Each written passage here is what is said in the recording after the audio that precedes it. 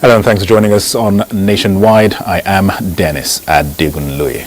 We'll begin on the business front, where Nigeria has been commended for efforts towards the promotion of open and accountable management of oil, gas and mineral resources. This is as the Extractive Industries Transparency Initiative, a global transparency body, scores Nigeria high during a working visit to Nigeria. Benny Adams reports.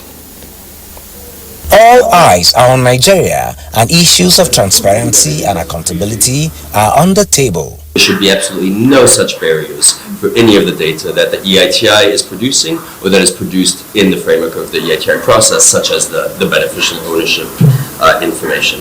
Contrary to some opinions, the global Extractive Transparency Body says Nigeria is not doing badly in areas of beneficial ownership disclosure, which reveals who owns what in the oil, gas and mining sector. This is in addition to efforts towards ensuring that revenue from the sector is used for national economic growth and poverty reduction, but frowns at the low level of stakeholder engagement through a board which stands dissolved as at today. There is a lot to celebrate from this report, and you can see that clearly here. Nigeria, we all have a strong foundation to build on. The way NTA has established itself as a mechanism for not just transparency, but also for accountability and for stakeholder engagement more generally. Immediately the report came out, we have developed a comprehensive response in terms of draft action plan to address areas of gaps in the industry, which we'll be discussing with the companies, civil society and government. Dr. Oji promised the delegation of a better outing in the next assessment, which is scheduled for January 2026. In Abuja, Benny Adams, NTA News. Instilling ethical and moral values among the would-be leaders of tomorrow has been identified by the Independent Corrupt Practices and Other Related Offences Commission, ICPC, as one of the ways of bringing corruption to its knees in the country. To achieve this, the Commission has inaugurated and sensitized anti-corruption clubs from both public and private schools in the Federal Capital Territory. Aliu Tukurut reports.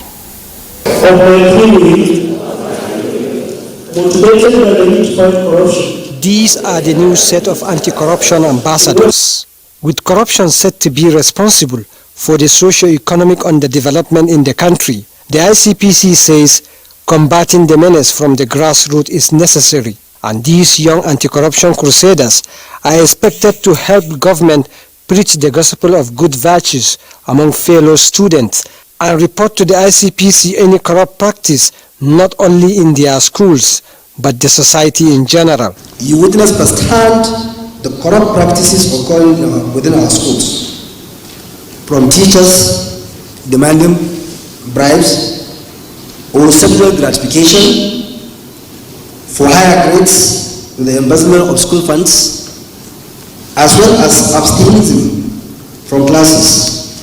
These acts of corruption erode the foundation of our educational system. The ambassadors say the occasion is an opportunity for them to share ideas on how to fight corruption. We need to educate our students more on corrupt practices and how to avoid it. I'm trying my best to persuade people to join the anti-corruption club. The anti-corruption club is an initiative that the ICPC says will be replicated across the country. Aliu Tukur, NTA News. 9 by-elections and 39 rerun elections will hold in 26 states on February the 3rd, and the chairman of INEC, Professor Makamudi Yakubu, as well as the Inspector General of Police, Kayode Egbetokun, have promised to use the elections as a litmus test for the Edo and Ondo governorship elections coming up later this year. This was during an interagency consultative meeting on election security held in Abuja. Mia Ogidi tells us more. When you see the top rank, you know the issue is of topmost concern. 9 by-elections, 39 rerun elections, scheduled for February 3rd, 2024. Death and resignation of candidates induced the by-elections, while court litigations arising from the 2023 general election responsible for the 39 rerun elections. They may not mean that much to many, but for those officiating, it is a great deal. A rerun election conducted in one polling unit or a handful of polling units can severely be disrupted by acts of thuggery, knowing fully well that these few locations will determine the outcome of the election. We have conducted threat analysis in all the 26 states where election is going to take place, and we are going to deploy according to the threat assessment. Strategic planning for post-election security is crucial in maintaining law and order, prevent post-election violence, and address any security challenge that may arise following the announcement of election results. General election is what many know, which comes once every 4 years. But for Mahmoud, elections in Nigeria is an unlimited move. Is that there is no election season in Nigeria any longer. Elections are held throughout the year between one general election and another, and this adds to the enormous pressure on both INEC and the security agencies. After the February polls, Edo and Ondo states will be on the watch and preparations on speed. Party primaries can sometimes be more acrimonious than general elections. Therefore, as we prepare for the by-elections and the run elections, we should equally be prepared for the two major elections later this year in Edo and Ondo states. Edo governorship poll scheduled for September 21st, Ondo November 16th. Mayor Ogidi, NTA News. Let's head to Ogun State, where over 2/3 of the majority members of the Ogun State House of Assembly have impeached the Speaker of the House, Olakunle Oluomo, and elected Oludaisi Elemide as the new Speaker. Yemi Dalemo reports that the former Speaker was impeached over allegations of gross financial misconduct, among others. The State House of Assembly will resume for plenary for the second sitting in the year 2024, were expected to coming into the plenary and sit down and continue with their legislative business. But suddenly, in a twist of events, we started seeing a member holding the mace, while some others took turn to man two entrances, preventing security agents from gaining entrance. 15 out of the 18 members who signed for the impeachment of Olakunle Oluomo attended the plenary. Adegoke Adeyoju, representing APC Yewa North 1, moved the motion for the Speaker's impeachment and was seconded by Ademola Adeniro, representing Shagamu 2, both members of the ruling APC. After his election, the new Speaker was sworn in by the Clerk of the House. Members have elected me as their new Speaker. Oluomo will go everywhere. He will come to us as members and tell us governor has not approved any money. Governor has not been giving us any money, that we should manage things. We keep managing. We later found out that governor has been giving us money. He takes memo to the governor, he takes everything to the governor, he gets money, he comes back to siphon all our money. It is no issue. We put him there and we decided to change him. It is very easy. We don't have issue. Members are very calm and bounded in unity. A change in leadership of the House resulted in mild chaos at the Assembly complex but was curtailed by security operatives in Abeokuta. Yemi Dalemo, NTA News. All right, so let's now head to Jos Network sector where Felicia is standing by. Hello, Felicia. Hello, Dennis. Welcome to Jos. There was a mild drama as the Plateau Assembly as sacked 16 PDP lawmakers attempted entry into the chambers, following Supreme Court judgment that affirmed the victory of Governor Caleb Mutfwang. Ruth Stephen Hoke reports that the lawmakers claim they have similar case of party structure with the governor who won at the Supreme Court. The 16 members were sacked in November 2023 on grounds that the party had no structure to nominate them as candidates. The members who stormed the premises of the old government house in Jos were denied access into the chambers by security personnel. The Speaker of the State House of Assembly, Gabriel Diwan, calls for calm as efforts will be made for clarification. So for now, there's nothing as an assembly we can say, because as law-abiding lawmakers, we allow the institution saddled with responsibility of interpretation of the law to interpret the law. So at due cost, we will feed the public with the next line of action. Their spokesperson, Ishaku Maren, says they have similar case with the governor who later won at the Supreme Court. We are satisfied and convinced with the position of the Right Honorable Speaker. As you are aware, we are law-abiding citizens of this country and this state, and we are lawmakers. We are not supposed to be lawbreakers. And as you can see, we coordinate ourselves. We are harmonious in our approach, and we are cordial. And by that, we agree absolutely with the position of the leadership of the Plateau State House of Assembly. Meanwhile, no date has been communicated on when the House will officially resume. In Jos, Ruth Stephen Hockey, NTA News. And away from legislative matters, Plateau State government is to commence coconut production with a target of cultivating at least 13,600 hectares across the 17 local government areas of the state. This came to fore at a forum for stakeholders in the agricultural sector in Jos. Balkis Nuhu has details. Aside other agricultural initiatives embarked upon by the state government to boost food production and generate income for the state, the administration has joined other producers of coconuts in view of enormous benefits. This forum, organized by the Plateau State Ministry of Agriculture in collaboration with the National Coconut Development Propagation Initiatives, seeks to create jobs and wealth by reducing poverty through cultivation, processing and marketing of coconuts, introducing local content interventions and methodologies. It's going to help us as a country, as a state, to come out of poverty. And for that,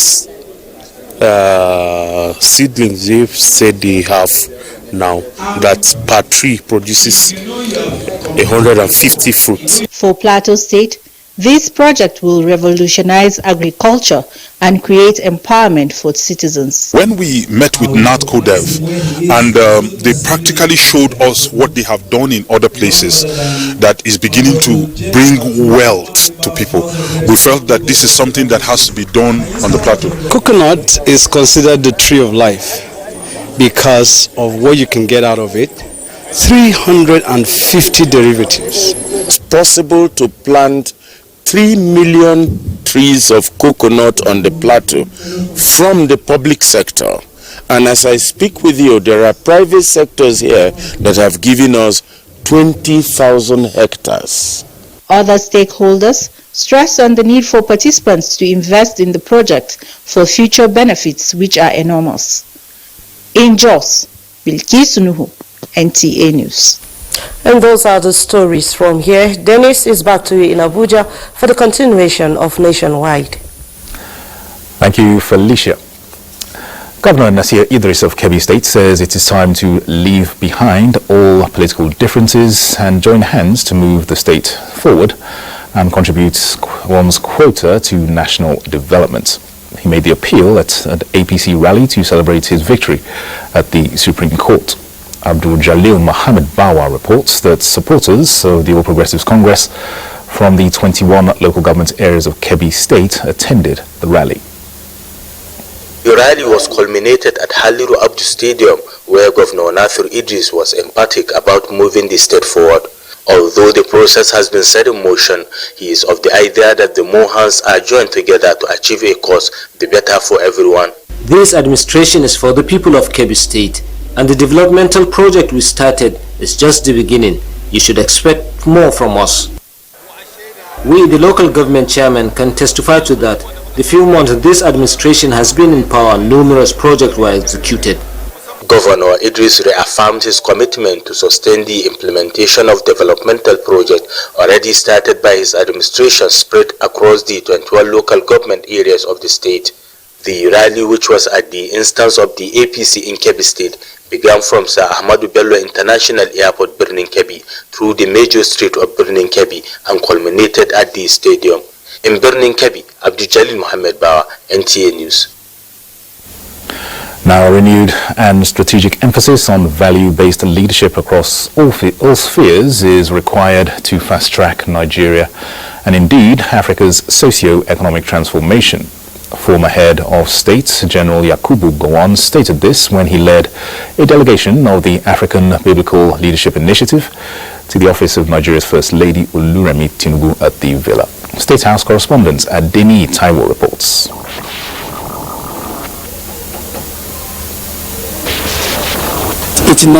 General Yakubu Gowon marches on with vigor as an advocate of positive values driven by faith. He is here at the presidential villa on one of such missions, leading an 8-man delegation of the African Biblical Leadership Initiative, ABLI, to brief the First Lady Oluremi Tinubu on the 2024 International Conference of the initiative slated to hold in Abuja between October 22 and 24 this year. The theme of the ABLI 2024 conference is valued-based leadership model for Africa, with the following sub-themes. 1. The value of justice. With its emphasis on empowering African leaders with truths that can foster integrity, the ABLI International Conference presents Nigeria another opportunity to promote value of wisdom, integrity, and social harmony. To me, it's a question of either praying and appealing to the various individuals who are really engaged in this criminality, to really think of the evil that they're doing to society, and to see how they can really change.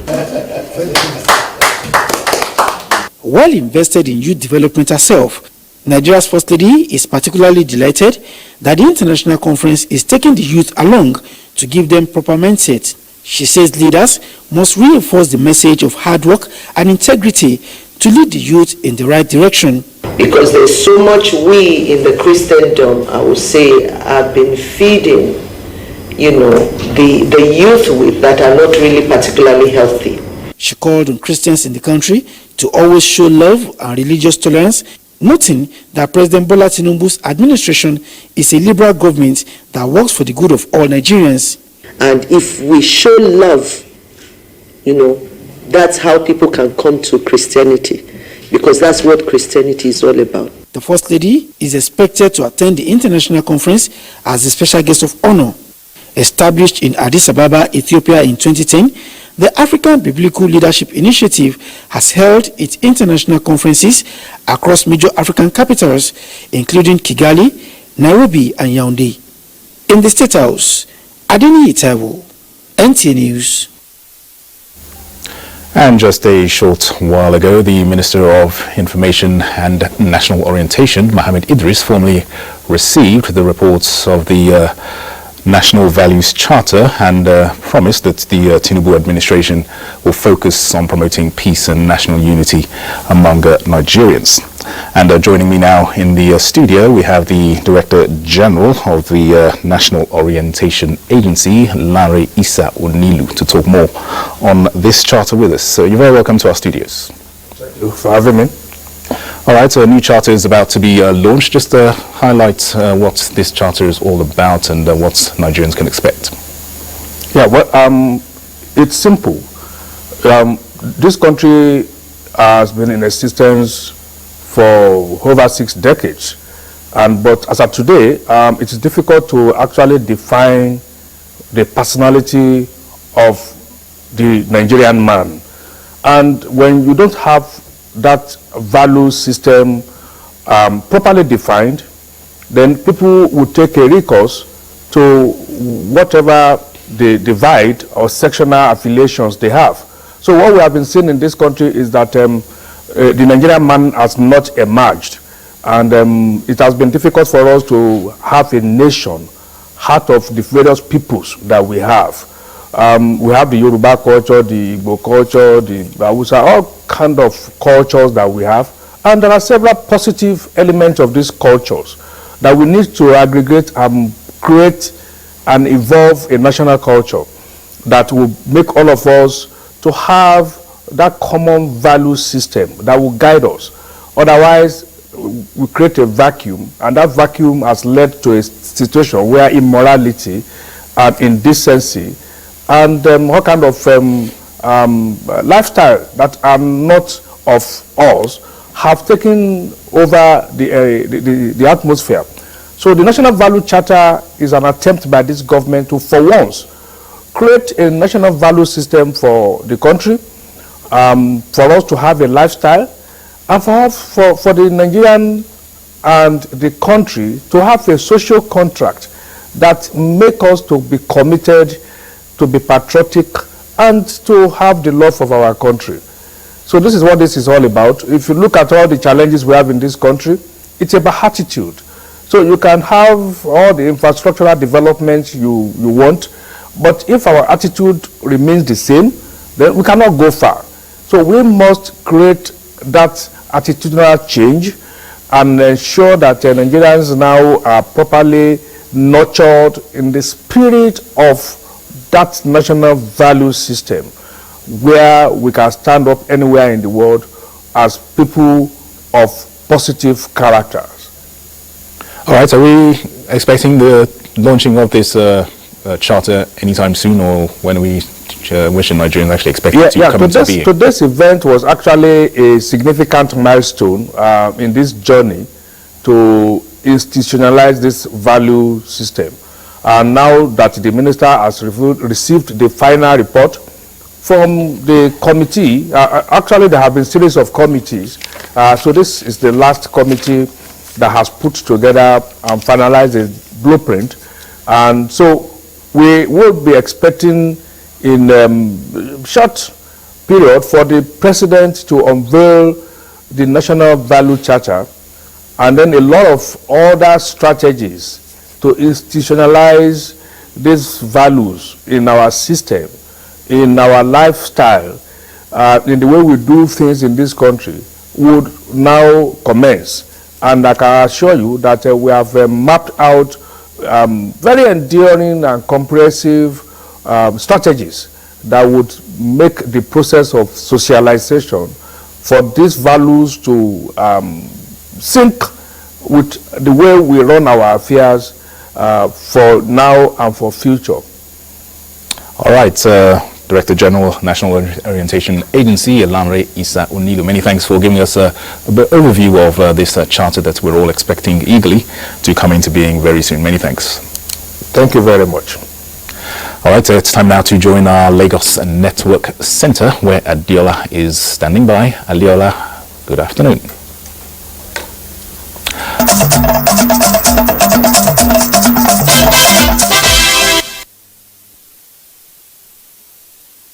Thank you for joining us in Lagos.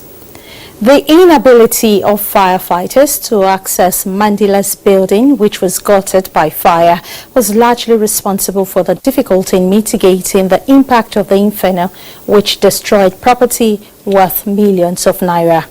To forestall a reoccurrence of this nature and allow firefighters right of way, the Lagos state government has begun demolition of illegal structures, especially stores obstructing the road leading to Mandilas on Broad Street and surrounding areas. Joel Popola, who visited the scene, says affected traders are still counting their losses. Security personnel are on ground to cordon off the scene of the incident and to prevent looting and other nefarious activities. The edifice, which is a popular landmark on Broad Street, is now in ruins. Firefighters are still on ground as smoke from the building is indicative of the fact that the fire has not been completely extinguished. Moving on now. Removing Nigeria from the list of nations with high number of out-of-school children, educationists say calls for intensive advocacy programs and enforcement of laws that guide assessing education at the basic levels. This came to the fore while reacting to the multifaceted challenges facing the educational sector in Nigeria. Larry Belay completes the report.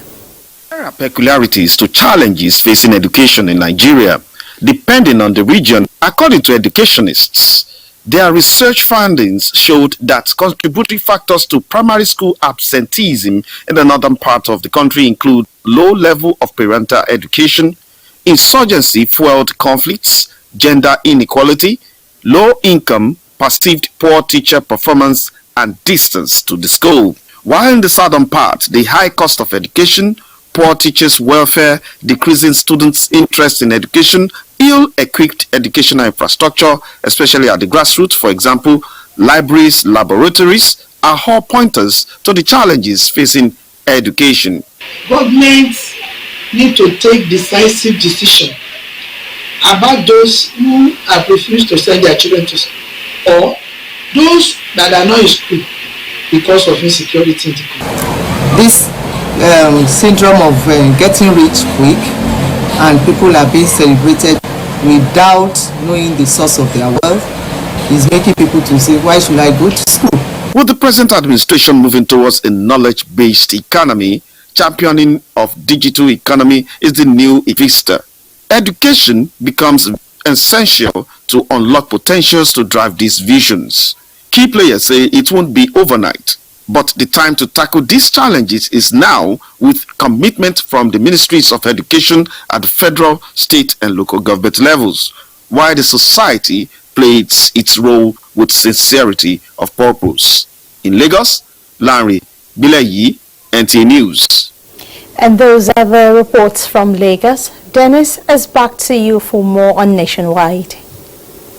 Many thanks, Adiola.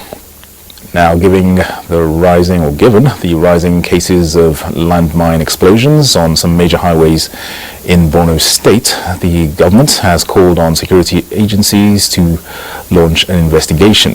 Governor Babagana Umar Zulum made the call while briefing newsmen during a resettlement exercise in Lukumani in Ngala local government area. Mohammed Goni reports. Although successes are being recorded in the counter-insurgency operations across the northeast, incidences of landmine explosions on highway are in the increase, resulting in loss of lives. Mapa Dikwangala Road has in recent times witnessed explosions that claim scores of lives, even as the state government is planning to open up more roads hitherto closed due to security reasons and resettle more displaced communities along Dikwa-Marche axis. Governor Zilimbi State 50 Task Force Battalion in Marche, where he applauded the personnel for the improved security in the area and used the opportunity to intimate the military on the planned reopening of Marche Maiduguri and Marche Mongroros for daily movement, as well as resettlement of Ala, Garade and Kaje community in Marche local government area, and sought the support of the military. What has been happening in recent time is mind-boggling. And therefore, I'm calling upon the Nigerian military, the Nigerian army, to work hard and identify the culprits wherever they are.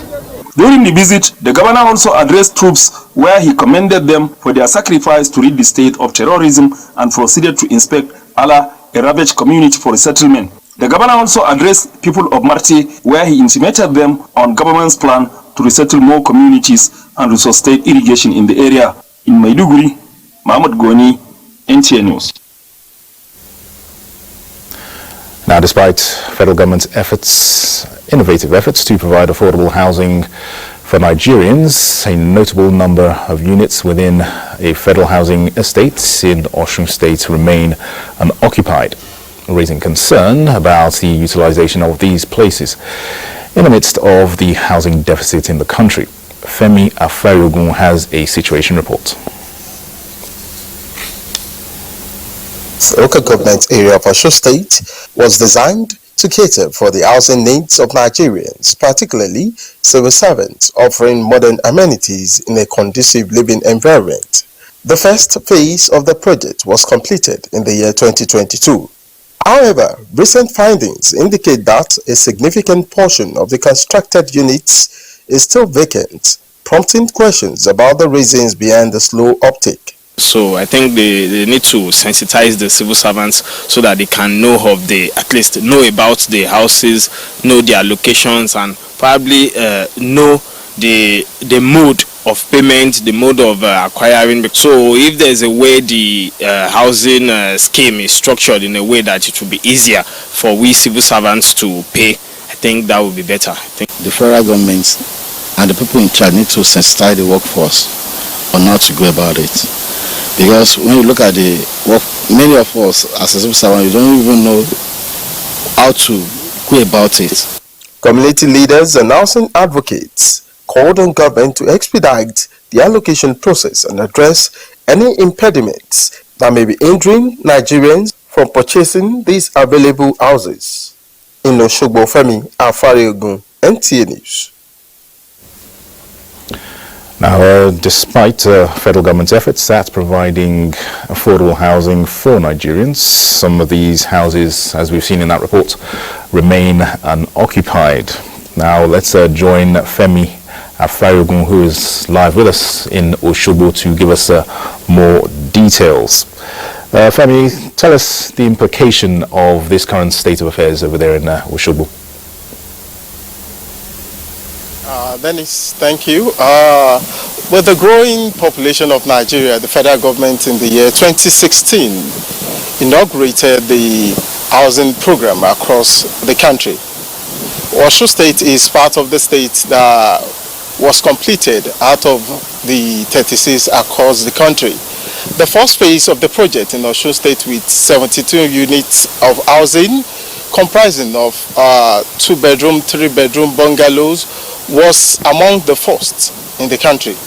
The housing estate, not up to a minute walk from Bogon or Oshogbo Road, and like a 3-minute drive from the state secretariat here in Oshogbo. It covers the construction process, and the inauguration of this place took a short while, and it is surprising that after the commissioning of the project, many houses are still not occupied up to this present moment. All right, Femi, it is said that the rural-urban factor is playing into this, as well as this issue of low purchasing power on the part of many Nigerians. What can you say about these aspects where you are? What with my interaction with civil servants, I noticed that many of them are not aware of the housing program. I think government agencies need to come out more to sensitize workers on the gains of these housing programs. Those who can pay for a span number of years to access this program, they need to be sensitized on the gains, on what they stand to gain from the housing scheme. Right, Femi, there in Oshogbo, many thanks for giving us the general overview of the issue where you are coming from. Thank you very much. Now, given time and sustained implementation, the reforms embarked upon by the federal government will bring about positive transformation to the country. Former Minister of Information and National Orientation, Professor Jerry Gana, stated this in an interview with State House correspondents while on a courtesy visit to Nigeria's First Lady, Oluremi Tinubu. Professor Gana describes efforts by the current administration to rebuild the country as fundamental.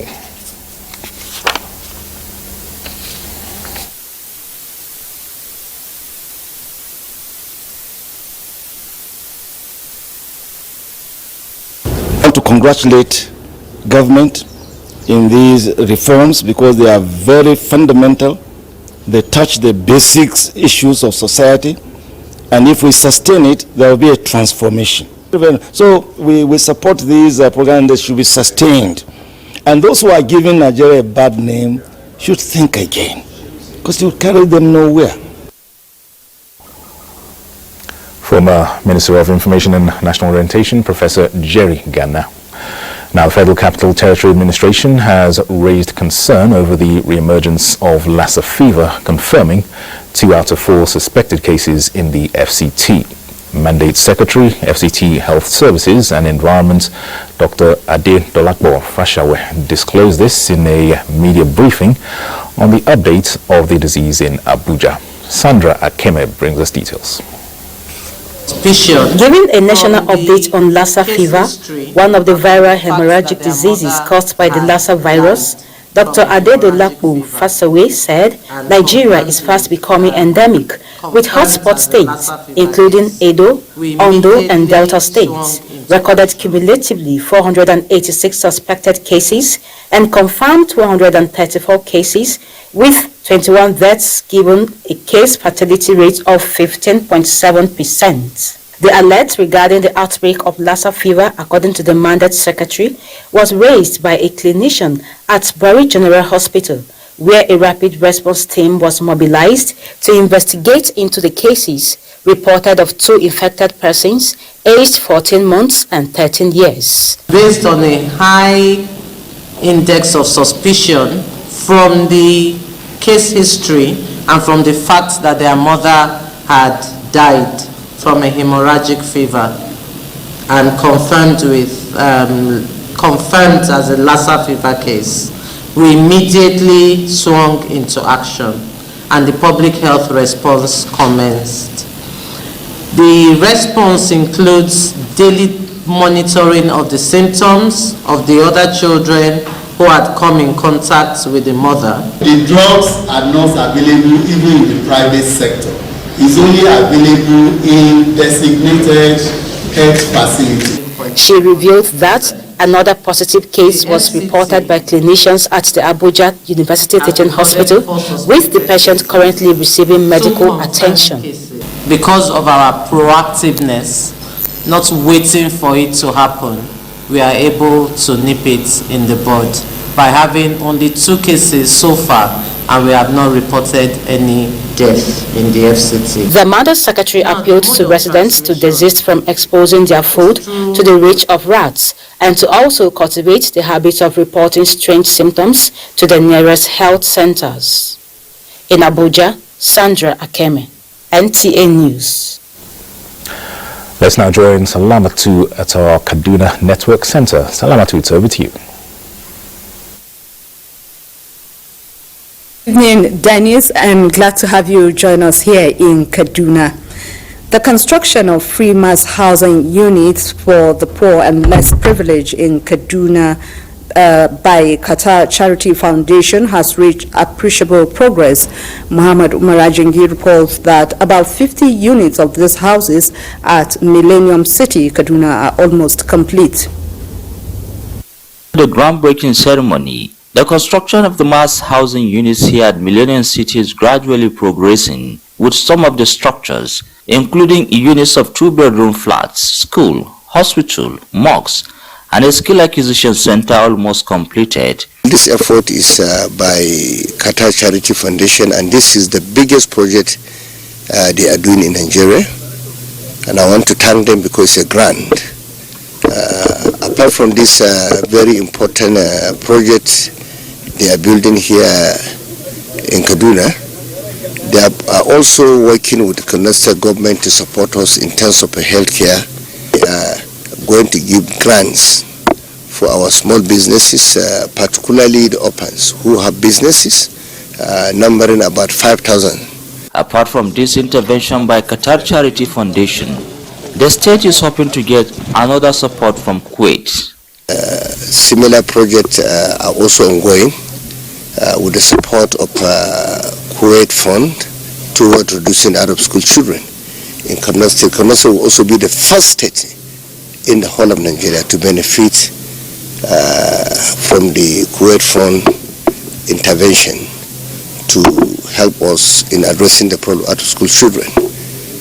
So we are talking with governments, development partners. The poor and the less privileged in Kaduna State are expected to occupy these houses soon as the contractors hasten up to complete the project. In Kaduna, I am Muhammad Murajingi, NTA News. The People's Democratic Party governorship candidate in the last election in Kaduna State, Issa Ashiru Kudan, has pleaded to close rank with Governor Obasani to move the state forward. He started this during a press briefing in Kaduna. Adamu Sunday has the details. While appreciating the people of Kaduna State for their support before and after the 2023 gubernatorial elections, Issa Ashiru appealed to his supporters to remain calm, peaceful, law-abiding, and accept the outcome of the Supreme Court judgment in good faith. We are talking of Kaduna State, not Honorable Ashiru or Senator Obasani. And inshallah we'll work together as partners in progress for the peaceful coexistence of our state and Nigeria in general. He says the judgment of the court won't deter him from contesting in future elections if the people of Kaduna State still want him to serve. We have to go back and embark on mass mobilization and sensitization to educate our electorate, and let's see how we can get things right. He emphasized that the PDP will resist any attempt by individuals or groups to appoint party delegates through the back door without following due process in the forthcoming Congress. He enjoined the electorate to vote the PDP in the upcoming by and rerun elections in the state. In Kaduna, Adamu Sunday, NTA News. Adamu Sunday's report completes our package from Kaduna, and Enugu will continue on Nationwide shortly after this timeout. Please stay tuned.